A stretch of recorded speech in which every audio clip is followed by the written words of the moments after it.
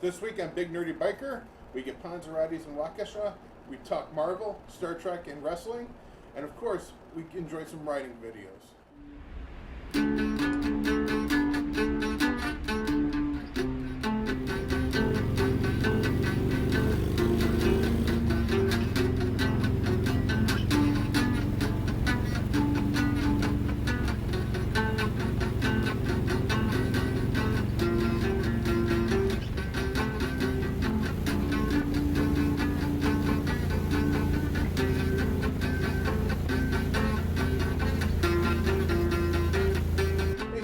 Big Nerdy Biker here, recording this on a Saturday. I just dropped the Monster Bass unbagging video on Thursday. There was a bonus, and I've replaced the video camera I was using last week. So hopefully this is a much cleaner episode. Last week was just terrible for quality, video quality. I'm very sorry about that. As soon as after 2 days of trying to get it filmed, I said screw it and bought a new camera. Now, before we get into the actual video, though, I want to remind you that you can find me on Facebook, Twitter, Instagram, and other social media at Big Nerdy Biker. I have all that on a link tree as well, linktr.ee. If you go to linktr.ee/BigNerdyBiker, it'll take you to all my links. It's even got a link on there for a way that you can help support the channel, help me with the channel. I don't expect anybody to be doing that yet.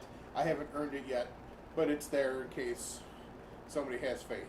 Also, if you enjoy the video, please like, share, and subscribe. And as always, I encourage you to comment. Commenting is how I'm going to know how to make videos better for you, make them more enjoyable, make them better for everyone. Let's start a dialogue. Let's talk about what stands out, what you like, what you don't like, so I can focus in on those areas. Like most people, I'm going to try to be slipping in shout-outs as I do my videos. I'm going to try to slip them in at the beginning of the video. I mean, there's going to be shout-outs throughout every video, but I want to make sure there's some that I make points to point out. So my first shout out that I want to get in is I want to shout out to Up and Smoke, Discount Tobacco in Burlington. They're the guys that let me stash my bike there for a week when I had my issue 2 weeks ago. The guy that works there actually tried to come up with ideas if he knew anybody who could possibly help me. With it being a custom part, I was SOL. Let me stash it on the back of the property. You know, I told him it would take me till Monday to get it off the property. He was cool with that. So, like I said, thank you for storage for almost a full week. So if you're ever in Burlington, Wisconsin, hankering for a cigar, any CBD products, they had plenty of paraphernalia there as well. Stop in there and check them out. I also want to give it I also want to start shouting out a YouTube channel almost every week. Some of them will be doubled. But this week I want to shout out to Professional Monkey. Professional Monkey talks a lot about motorcycles, and especially with interacting with clubs and club members. He himself is not in a club; he's in an organization. He does break that down in one of his videos, the difference.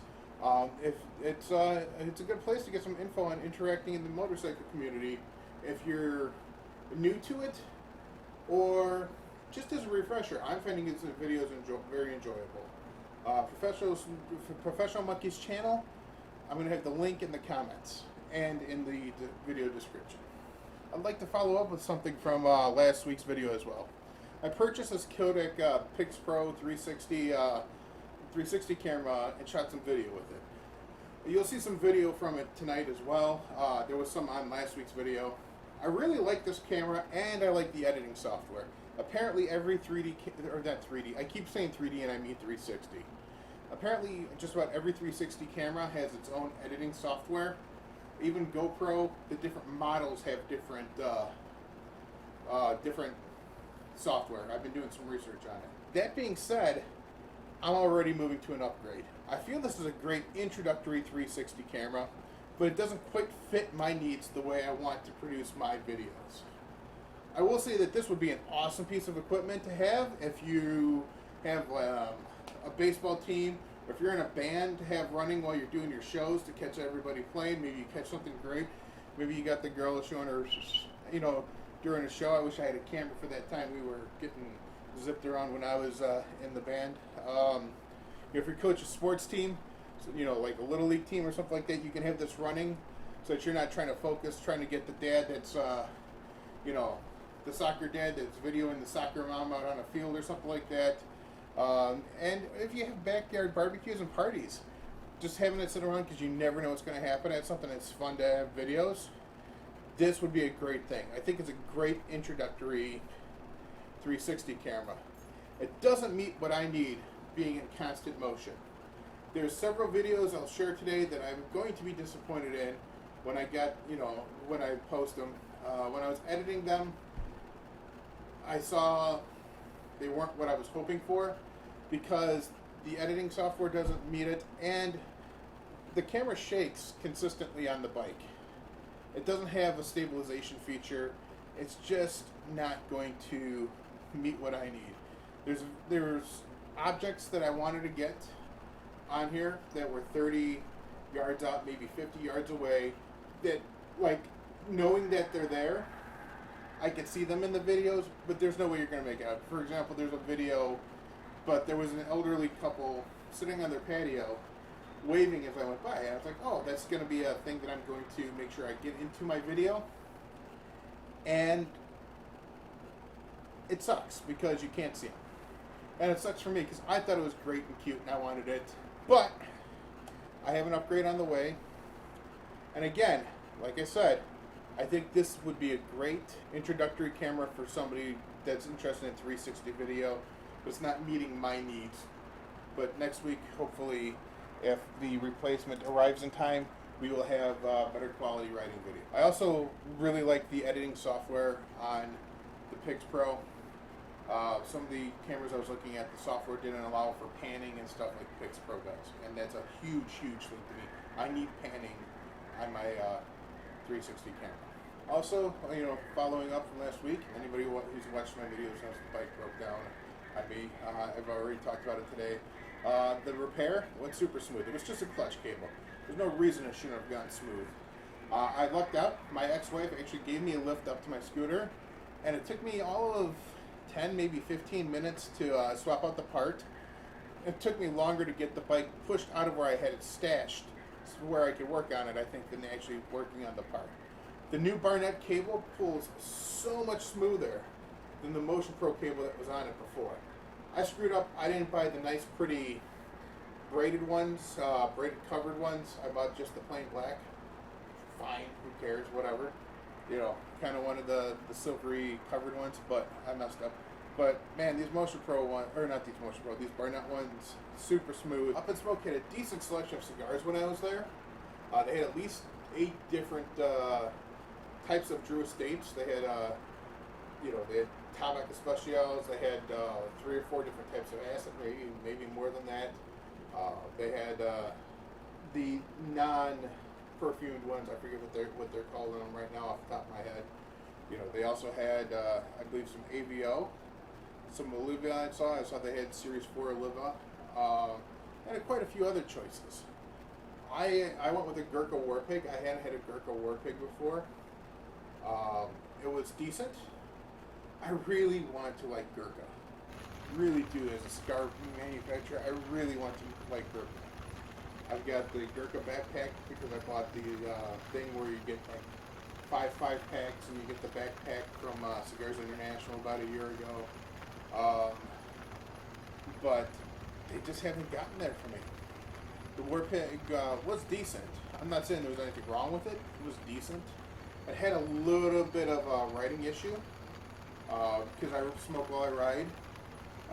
It's a little tough on cigars, and the wrapper started to unwrap and flap in the wind. Happens with a lot of cigars. There's only a few brands I found that don't do that consistently. Consistently don't do that.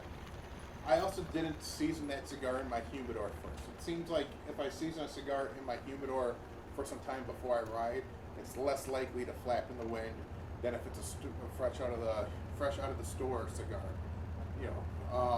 That being said, most of my Gurkhas have the same issue, which is part of why I just can't get there with Gurkha cigars. I've had them sitting around the house.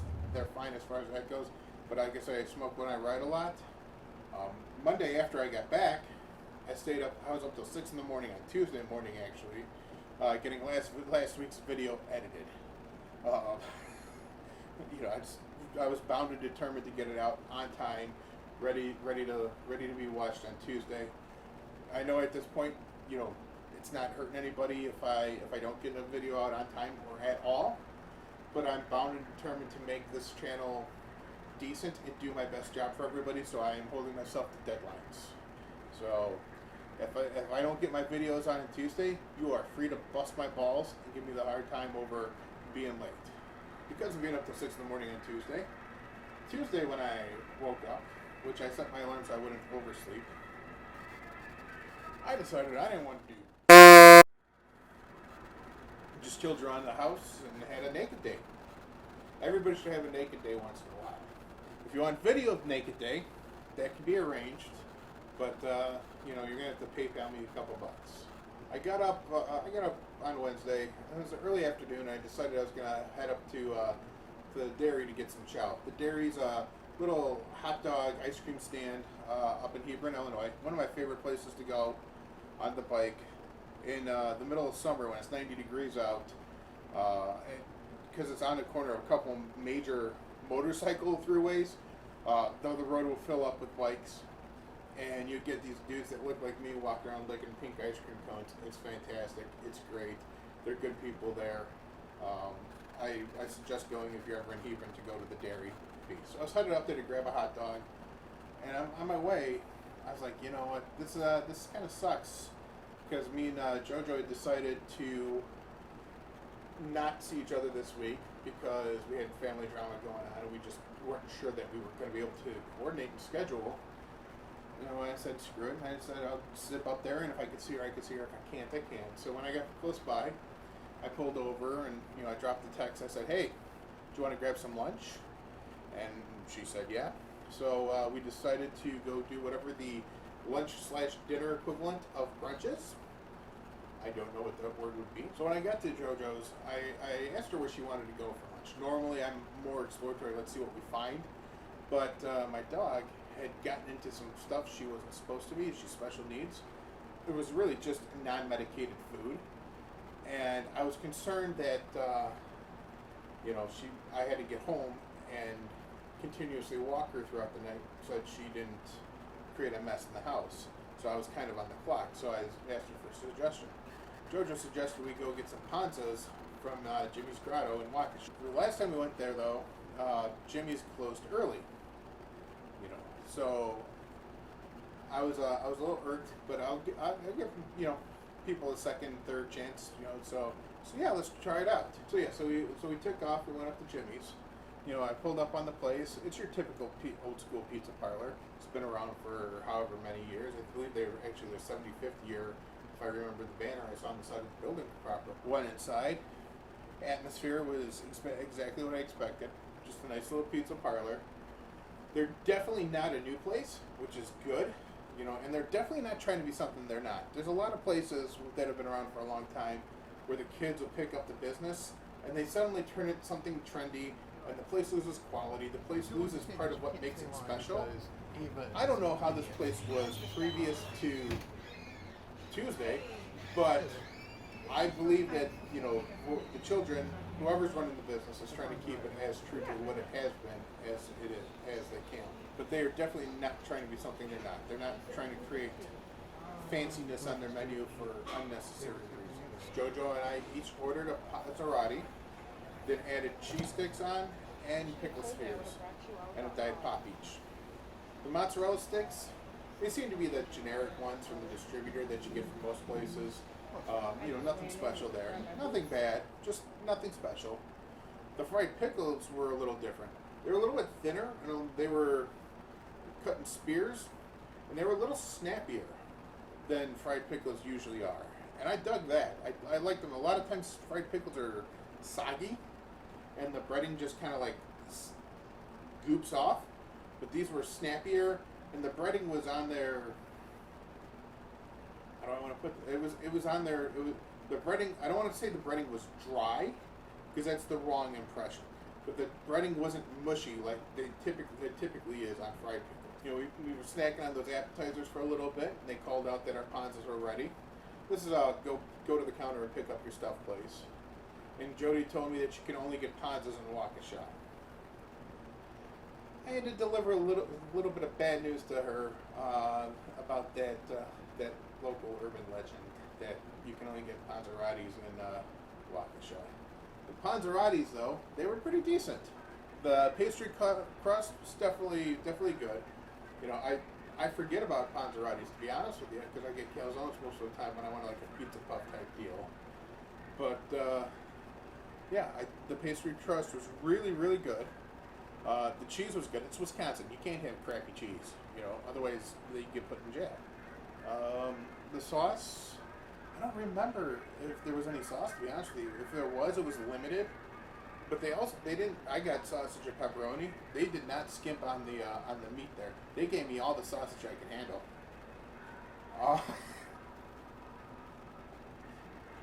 So we hung out at Jimmy's for a little bit. You know, did our catch up because weren't going to see each other again for almost another week because of everything that's been going on. Got her home. You know, went inside. Her nephew was there visiting with her father. Got to say howdy. But yeah, we went our separate ways. I you know, rode towards home, playing with the settings on the Pix Pro, trying to figure it out, trying to get better at it. So it's a good camera. Yeah. I passed. There seemed to be a big bags tournament going on in the middle of downtown Racine, right where I did the color run a few years ago. I tried to get video. The video's kind of weak. It's off the 360. It's kind of hard to focus. I'm going to try to time it out so the video's playing when I say this. But the video's weak, like from, I was talking about earlier with the Pix Pro. Then got home and sacked out kind of late to end my weekend. The weekend ended on a good note and left me with some decent TV to catch up on. Another episode of Lower Decks dropped this week. Season 2, Episode 2, Kenosha on His Eyes Open, which the title, again, is a tribute to the Darmok episode of Next Generation. I enjoyed it. Without trying to give anything away about the plot of the episode, I loved that they shoved all the Easter eggs in there. They're always shoving Easter eggs into the show, but they really had an excuse to go overboard, which is great. I do feel like they might be getting into a try-hard situation, where they're really trying hard to lay out a season-long plot. And I think a full season is going to be a tough one to pull off in the comedy-based show. Spoiler alert. I feel like Duplicate Boimler is going to be an evil twin. And that the puppet pulling the pack lids is going to be Thomas Riker freed from a Cardassian prison from when he did the Maquis thing. I just got that feeling. There was way too much done with this whole twin Boimler thing and Riker getting super excited about the twin. And they mentioned the twins at the same time as the Packlet thing. As somebody was pulling the strings of the Packlet, so I think that's going to tie together in a bow down the road. AEW is building up for its biggest show of the year, locally here in Chicago. I was going to look into going into one of the many events that's going on around the area over the next week or so in Chicago, Milwaukee, and Hoffman Estates, which is a suburb of Chicago if you don't know. But everything just conflicts with work. Everything's Wednesday, Friday, or Sunday, which are all work nights for me. So I couldn't get to any of them. But I don't think there's too much going on, except I heard a little noise about some little guy some little guy from Chicago that returned last night. I wasn't excited to the lead up, but as the show was getting ready to start, before watching, I think it was the account with Ben Affleck, waiting for that crap to count down before wrestling started. I didn't expect to be this happy over his return, but as the moment got closer and the show came on, I could feel the energy coming through the TV. It wasn't this pre-recorded noise that they're pumping through on WWE nowadays. It was genuine excitement in that crowd, and I can't imagine how loud it was at the arena. My friend Jay referred to Punk as the most overrated wrestler in the business in my Facebook post the other night.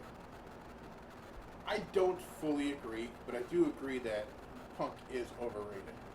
A little bit. You know, Punk is not the best in the world, as he likes to lay claim to, but, you know, that's a tagline. But he's got most of the tools to be up there, to be one of the best. If he can just not, if he cannot let his ego control him, he could be something special again. He connects with his hometown like so few other wrestlers do nowadays too. And with Chicago being like the launching point and the big match city of AEW, there's no reason for him to not be on top for a long, long time. And that's not just in Chicago though. People have been chanting his name for 7 freaking years, waiting for him to come back. Now, the MMA thing was a flop, but MMA and pro wrestling are 2 different animals. Last week I forgot that What If started on Disney Plus. What If, you know, has been a comic in the past. It's been canceled many times. It's an anthology series featuring familiar characters in unfamiliar settings, and it can be very confusing. I think the first episode was done very well. You know, it had all the echoes back to the original Marvel movie. They got the voices in there. They referenced the right things. It had the right feel, the right tone. You know, I think it was done very well. My friend Jay, the same guy that made the comment about CM Punk, said that he felt that the second episode was too jokey. I don't know that it was too jokey, but it was very jokey. But that's the catch with this show. That's the catch with the whole What If concept. That's why What If has been canceled as a comic 3, 4, 5, 7 times. I don't know. It's been canceled a bunch of times. Every episode essentially is an in-joke. The whole thing is an in-joke. They take the character you know, and they do something to it. Now, there have been some, in the comics, there have been some very dark episodes, issues of What If, but for the most part, it's something silly, and then it's like, how do we make things work and be an echo again? You know? So that's where What If is kind of a funny spot. I feel this whole multiverse thing in the MCU is ultimately going to be the undoing. It's going to lead to a Crisis on Infinite Earths type of scenario where you can't keep the storyline straight and suddenly you got to just scrub it all and start over again. The multiverse aspect of the MCU is totally set up to be a crutch to get Marvel out of corners that it writes itself into. Whether those corners be in a script or a contract. And it's going to get super confusing super fast. I think this whole multiverse thing is a poor idea. Yes, because of the multiverse, we got Loki back, we got Vision back, but when we start getting every character back, it's going to lead to the same problems that comic books have, where nothing matters anymore. The beautiful thing about these movies is we get a couple movies a year, and it's a big to-do. So when you lose a character, it means something. The second you bring characters back, every other death stops having meaning. And that's why death in comic books is a joke. They're gonna start doing that to the movies, and it's gonna suck. It's gonna be terrible. And when they start replacing same characters, they're already getting ready to replace characters with their junior squad, you know. But when they start replacing actors for characters that they need to have, it's gonna become a shit show. And it's gonna become super confusing because if you don't watch the movie where the actor switch occurs and they have the introduction to new actor playing this character, you're gonna be lost. You can already get lost in Marvel movies so quick. If you miss a movie, now it's going to be even crazier with how flippity-flop they can be with characters because of the multiverse thing. That's about enough nerdy talk for this week. I'm going to start wrapping this video up here. Drop a comment if you've ever been to Jimmy's Grotto up there in Waukesha, or ever had a Ponzarotti anywhere. And let me know what you think of them. I like them. You know. Tell me what cigars you guys have been smoking. I've been hitting, you know, I'm always working through Camachos. You know, I had that Gurkha War Pig. I had the that red label Camacho that came in the cigar haul video that I posted the other day. That was a nice one. I forget it was a Camacho. I forget what the actual name of it was. That thing was pretty sweet. I had one of those the other day. Let me know where you think Lower Decks is headed and what's up with whatif. Or let me know if you think CM Punk is overrated or if he is the savior of pro wrestling. I spooled up the nerd content part of the Big Nerdy Biker channel here. Now, I want to bring the biker motorcycle side up a little bit more. What biker and motorcycle subjects would you like me to speak about and give my opinions on? I have an idea for next week. I think I even have an idea for the following week. But I'd like to speak on things you guys want to hear. I'm not going to talk about clubs and such. I don't have a lot of experience with clubs. I don't have a lot of experience interacting with clubs. Not for any reason other than just I'm a little socially awkward, so sometimes I'm a little away from action. But let me know what you want to hear. You know, let's you know, I can only sharing your opinions with me is only going to make things better. Last thing before I go, please like, share, and subscribe to my channel and my videos. Doing that's going to help them show up on your thing. If you enjoy them, you'll be able to see them more. It helps me reach out to more people. Liking the video helps the algorithm put me in front of more people. So please like, share, and subscribe to my videos. Follow me at Big Nerdy Biker on Facebook, Twitter, TikTok, Snapchat, Linktree, Instagram, most of the social media. Yeah, I think that's about going to do it.